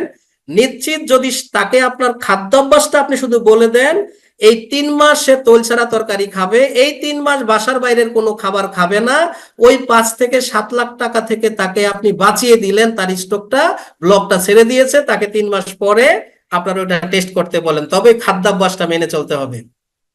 আমি টোটাল হেলথের যদি একত্রে একটা, এটারে বলে পিএইচ স্কেল বা পটেনশিয়াল হাইড্রোজেন স্কেল, একত্রে একটু বলি। অর্থাৎ আমাদের 1 থেকে 6.9% হচ্ছে অ্যাসিডিক খাবার, আর 7 হচ্ছে নিরপেক্ষ, 7.1 থেকে 14 পর্যন্ত হচ্ছে ক্ষারীয় খাবার, যেটাকে আমরা সকল প্রকার শাকসবজি বলি। আমরা কিভাবে অসুস্থ হই একত্রে বলে দিই। ধরেন আমরা প্রত্যেকেই জানি আমরা কোটি কোটি কোষ দ্বারা গঠিত। দেখেন মানব দেহে কোটি কোটি কোষ আছে। এখন আল্লাহ যখন আমাদেরকে সৃষ্টি করেছে, মাথায় রাখবেন আমাদের কোষের মধ্যে আল্লাহ অ্যাসিড দিয়ে রাখছে। এখন আমরা যদি জন্মের পরে আবার বাইরে থেকে অ্যাসিড নেই, তাইলে আমার এই কোষটা মারা যায়। যদি আমি একটা এক্সাম্পল দিই, ধরেন আপনার এই কাপড়টা ময়লা হয়েছে, তাইলে এটা ময়লাটা পরিষ্কার করার জন্য আপনার লাগবে কি? ক্ষার, ডিটারজেন্ট। তাইলে আপনার এই ময়লাটা পরিষ্কার হবে। এখন এইটা ময়লা হয়েছে, আরো ময়লা দিতেছেন, তাইলে কি এটা পরিষ্কার হবে? হবে না। তাইলে আপনাকে যেটা করতে হবে, কোষ পরিষ্কার করার জন্য আল্লাহ তো জন্মের সময় আমাকে অ্যাসিড দিয়ে দিয়েছে ভিতরে কোষের মধ্যে, তাইলে আমাকে ক্ষারীয় খাবার নিতে হবে। তাইলে আমি সকল ধরনের রোগ থেকে বেঁচে যাব। যেমন রক্তের পিএইচ, এই যে কোষটা যদি বলি 7.35 থেকে 7.45 পর্যন্ত থাকলে আপনি সুস্থ, আপনার কোনো রোগ নাই যদি রক্তের পিএইচ মাপেন। রক্তের পিএইচ 6.9 হলে মানুষ কোমায় চলে যায়, যেটাকে আমরা বলি বেহুশ হয়ে পড়ে যায়, অর্থাৎ অজ্ঞান হয়ে যায়। রক্তের পিএইচ যখন 6.8 হয় তখন মানুষ মৃত্যুবরণ করে। এই জন্য আমাদের এই সেলগুলাকে, কোষগুলাকে আল্লাহ যে ভিতরে অ্যাসিড দিয়ে রাখছে, আমরা বাইরে থেকে আর অ্যাসিডটা না গ্রহণ করি, বাইরে থেকে ক্ষারীয় খাবারগুলো গ্রহণ করি, তাইলে আমাদের রক্তের পিএইচ 6 কাছাকাছি যাতে না আসে, নইলে আমরা মৃত্যুবরণ করব। দেহে অ্যাসিডিক পরিবেশ সৃষ্টি করার কারণ কি? যেসব খাবার দেহে অ্যাসিড তৈরি করে তা খেলে। কি কি খাবার একটু আমরা খাবারগুলো একটু দেখি। যেমন মাংস, দুধ, ডিম ইত্যাদি প্রক্রিয়াজাত খাবার, সাদা ময়দা, চিনি, কোমল পানি অত্যন্ত ক্ষতিকর। সিনথেটিক খাবার, ড্রাগ, সব রকমের বেকারি আইটেম, আইসক্রিম, বার্গার, সানাসুর, চকলেট কালার কেক, সিগারেট, এগুলা আমাদের ক্ষতিকর। সুস্থ থাকার জন্য কোন কোন খাবারগুলো বেশি বেশি খাবেন? ভূমিতে উৎপাদিত সমগ্র খাবার। কিছু খাবার যদি খোসা সহ খেতে পারেন, অর্থাৎ ওই ভূমিতে উৎপাদিত যে খাবারগুলো হয়, যেমন আমরা আলু খাই, আলুর খোসাটা ফেলে দেই, ওইটার মধ্যেই কিন্তু আমাদের মেডিসিনটা আছে। আপেল আমরা খোসাটা ফেলে দেই, ওটার মধ্যে যতটুকু পুষ্টি ওইটার মধ্যেই আছে। তো খোসা সহ জিনিসগুলো খেতে পারলে আমাদের এই কোষগুলো ক্ষারীয় হয়ে যাবে। এখন আমরা একটু কসমেটিক্স প্রোডাক্ট নিয়ে আলাপ করি। আমাদের যাদের চুল পড়ে যায়, আমাদের যাদের চুলটা সিল্কি না, তাহলে এটার জন্য এই দুইটা প্রোডাক্ট ব্যবহার করতে পারেন। একটা হচ্ছে আমাদের অনিয়ন অয়েল। আমরা ব্যাখ্যামূলক খুব কম সময়ের মধ্যে আপনাদের হাতে আমরা ক্যাটালগটা তুলে দিচ্ছি। ক্যাটালগের কাজ প্রায় শেষ, ওখানে আমি সব বিস্তারিত ব্যাখ্যা দিয়ে দিয়েছি। এখন শুধু একটু সংক্ষেপে বলি। তেলটা যাতে এমন ভাবে দিবেন, ছোটবেলায় দেখবেন আপনার মা যেভাবে একদম উঠোনে বসিয়ে আপনাকে তেল দিয়েছে, প্রত্যেকটা চুলের গোড়ায় গোড়ায় গিয়েছে। তেলটা ওইভাবে দিয়ে যদি রাতে দেন, সকালে যখন আপনি গোসল করবেন আমাদের লিভন নিম আলো শ্যাম্পু দিয়ে আপনি গোসল করবেন, অর্থাৎ চুলটা ধুয়ে ফেলবেন। আবার যদি সকালে দেন তাহলে দুপুরবেলা আপনি এই শ্যাম্পু দিয়ে ধুয়ে ফেলবেন। তাইলে মোটামুটি 3 দিনের মধ্যেই আপনার চুল পড়া বন্ধ হয়ে যাবে। এগুলো এই কাজটা করে। আমরা আমাদের টুথপেস্ট সম্পর্কে জানি। আপনাদের জন্য যারা আমাদের এখানে পুরাতন আছেন তাদের জন্য গুড নিউজ হচ্ছে, আমাদের টুথপেস্ট অনেক চমৎকার। মানে এখন যে টুথপেস্টটা আমরা আগের চাইতেও অনেক ভালো রেজাল্ট এখন টুথপেস্টের, এবং অনেকগুলা কম্বিনেশন আমরা করেছি টুথপেস্টের মধ্যে। আমি বলে থাকি এটাকে, যার বাসায় পেস্টটা থাকবে তার মানে মুখের ডাক্তারটা বাসায় আছে, তার মুখের ভিতরে যত ধরনের প্রবলেম গুলো আছে এই প্রবলেম গুলো থাকবে না। যেমন মাড়ি থেকে রক্ত পড়া, দাঁত ব্যথা, দাঁতের ক্ষয়, দাঁতে পুজ, দাঁতে পোকা, মুখে দুর্গন্ধ ইত্যাদি। এরপরে আমরা আমাদের লিভন সাবান সম্পর্কে জানি। এটাকে আমি সংক্ষেপে বলি, এটা হচ্ছে আপনার অ্যালার্জিক সোপ, এটা হচ্ছে আপনার খোসপাসরার সোপ, এটা হচ্ছে আপনার দাগ একজিমা দূর করার সোপ, অথবা জন্মগত দাগ আপনার যদি বডিতে না থাকে, জন্মগত দাগ ছাড়া শরীরে যত স্পট থাকবে 6 মাস এটা ব্যবহার করলে সেই স্পট গুলোর সাথে চলে যাবে। এটা সাধারণত ডাক্তাররা লেখে, এটাকে আমরা মেডিকেটেড সোপ বলি। আর আমাদের যেটা সাধারণ সোপ অ্যালোভেরা সাবান, এইটাও অ্যালার্জির কাজ করে, কিন্তু ওইটার মতো এতটা বেশি না, তবে এটার মতো এটাও অ্যালার্জির কাজ করবে। এটা অনেকগুলো উপকার পাবে, ইতিমধ্যে দেখেছেন, এবং ক্যাটালগটা আসলে ওটা দেখবেন। আমাদের নতুন প্রোডাক্ট চন্দন স্কাব ফেসিয়াল, যাদের মেস্তা আছে, স্পট আছে, হ্যাঁ, তারা কি করবেন এখন? মেস্তা স্পট কাদের পরে? যাদের দীর্ঘদিন লিভারের সমস্যা থাকে, যাদের কোষ্ঠকাঠিন্য থাকে, বোনদের বেলায় যাদের মাসিকের প্রবলেম থাকে, যারা অনিয়মিত মাসিক থাকে, যারা আমরা রোদে বেশি থাকি, যারা আমরা যে পরিমাণ পানি খাওয়া দরকার সেই পরিমাণ পানি খাই না, এবং যাদের যে পরিমাণ ঘুমানো দরকার আমাদের বয়স অনুযায়ী সেই পরিমাণ ঘুমাই না, একটা বয়সে তাদের এই প্রবলেম গুলা হয়। তাইলে এটার জন্য সমাধানটা কি? সমাধান দিবেন, সাথে রাতে ঘুমানোর আগে একদম গলা থেকে মুখমণ্ডল পর্যন্ত আগে পানি দিয়ে এটারে ধোবেন, তারপরে স্কাব সমস্ত জায়গায় দিয়ে দিবেন, শুকানোর পরে ম্যাসেজ করে পরিষ্কার করে নিবেন। পরিষ্কার করার পরে আপনার যাদের মেস্তা আছে, স্পট আছে, যেখানে যেগুলো আছে ওগুলার উপরে সুন্দর করে আপনি মেস্তা এন্ড স্পট ক্রিমটা লাগিয়ে দিবেন। অর্থাৎ এইটা দুইটার কাজই করবে, এটা 2 in 1। যারা আমরা একটু অনেকেই আছে আমাদের গ্রামের বোনরা একটু ফর্সা হতে চায়, একটা জিনিস মাথায় রাখবেন, দ্রুত ফর্সা হওয়ার যে এজেন্ট গুলো, এগুলো হচ্ছে ক্যান্সার তৈরি করে। আমরা যে কাজটা করছি এখানে লিখে দিয়েছি 30 দিনের মধ্যে আপনি, 1 সপ্তাহ পর থেকে বুঝতে পারবেন, কিন্তু 30 দিনের মধ্যে আপনার ব্রাইটনেসটা আপনি বুঝতে পারবেন। এখন আপনি যদি বলেন খুব দ্রুত ফর্সা করতে হবে, ওইটা হইলে কি হবে বোন, আপনাদেরকে বা ভাই, আপনাদের শরীরের মধ্যে ক্যান্সারের জীবাণু দিতে হবে। অর্থাৎ একটা কেমিক্যাল আছে যেটাকে আমরা মার্কারি, এই মার্কারি দিলে আপনি যদি আমি ওই পরিমাণ দিয়ে দেই, তাইলে রাতে ঘুমাইলে সকালে উঠে দেখবেন আপনি চেঞ্জ, ফর্সা হয়ে গিয়েছেন। বাট আপনার স্কিনের যে ক্ষতি হইলো, আপনার যে স্কিন ক্যান্সার, এইটার দায়ভারটা কে নিবে? এজন্য অন্যান্য মার্কেটের অন্যান্য ক্রিম গুলোর মতো আমরা ক্রিমটা করিনি। আপনি 1 সপ্তাহের মধ্যে থেকেই আপনি ব্রাইটনেসটা বুঝতে পারবেন, কিন্তু 1 মাসের মধ্যে আপনার এটা ক্লিয়ার হবে। সাথে যারা বডিও পরিষ্কার করতে চান, আপনাদের জন্য ময়েশ্চারাইজিং একটা বডি লোশন দিয়েছি। এইটা আহ সব ঋতুতে, সব সিজনে ব্যবহার করতে পারবেন এবং সকল স্কিনের জন্য এটাও আপনারা ব্যবহার করতে পারবেন। আর সব সময় আমরা কোথাও বেড়াতে গেলে, কোনো বাসা থেকে বের হইলে, আমরা যেমন ডেইলি কোনো কেউ ফেয়ার অ্যান্ড লাভলি মাখি, কেউ ফেয়ার অ্যান্ড হ্যান্ডসাম মাখি, এটা আমরা সব স্কিনের জন্য করেছি ডেইলি ফেয়ারনেস ক্রিম। এটা অন্যতম কাজ করবে আপনার স্কিনটাকে, মানে ক্ষতিকর সূর্য রশ্মি থেকে 8 ঘন্টা পর্যন্ত সেভ করবে। আপনি এটা ব্যবহার করার আগে নিমহানি ফেস ওয়াশ দিয়ে একটু মুখটা ধুয়ে নেবেন, তারপরে ব্যবহার করবেন।